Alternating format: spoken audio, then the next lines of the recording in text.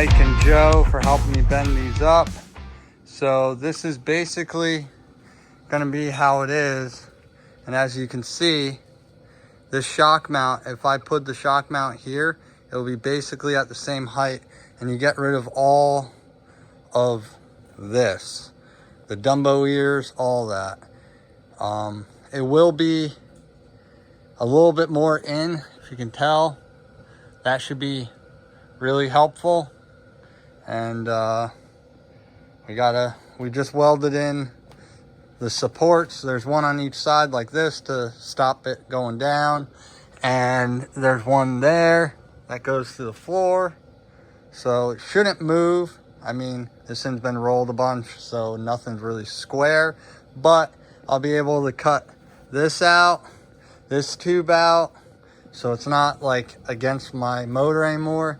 Then what I'll probably end up doing is going from this node up to about here, and then maybe from here up to there. I don't know, but I think that will work.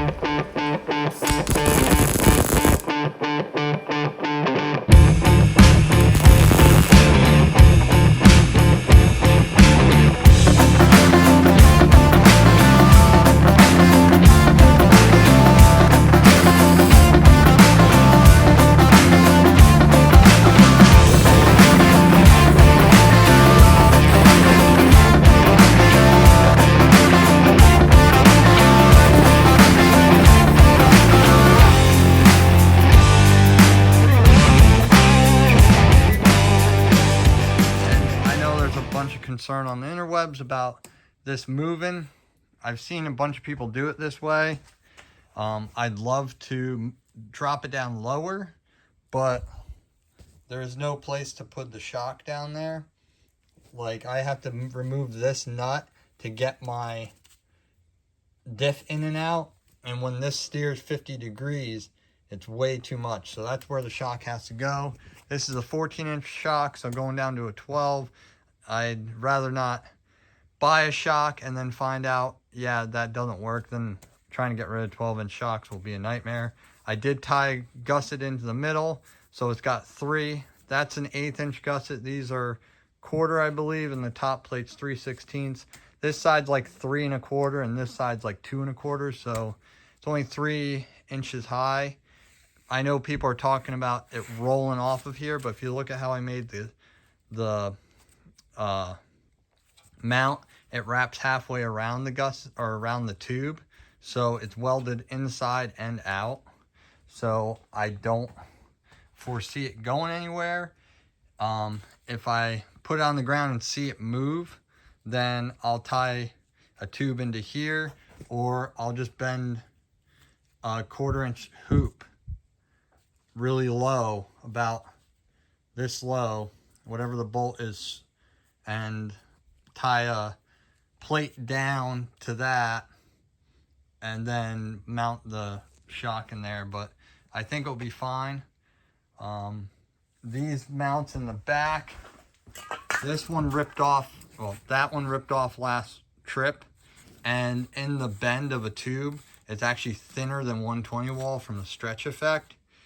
And that one over there took 6 years of hard abuse to rip off. So, I mean, if that bends or rips off in 6 years, I'll deal about then.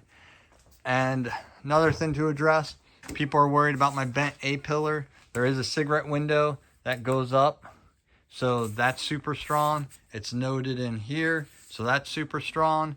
And in order to fix this, I would have to have a tube bender here, which I don't have. These got bent by my friend Mike and Joe. And I'd have to bring this tube all the way up. And there's a node right here. It's sleeved. I'd have to cut all this out and get this perfectly, cut all this out and get it perfectly in. I just don't want to cut it here and sleeve a new piece of tube in. That's just not what I want to do. And eventually, after a couple more years, I'll just cut the whole entire top off the cage and re-cage the whole thing. Intake tube, this is just from the junkyard. It's old intercooler tubing. You can find this stuff at the junkyard for like a couple bucks, and I just cut it and made my bend. I like how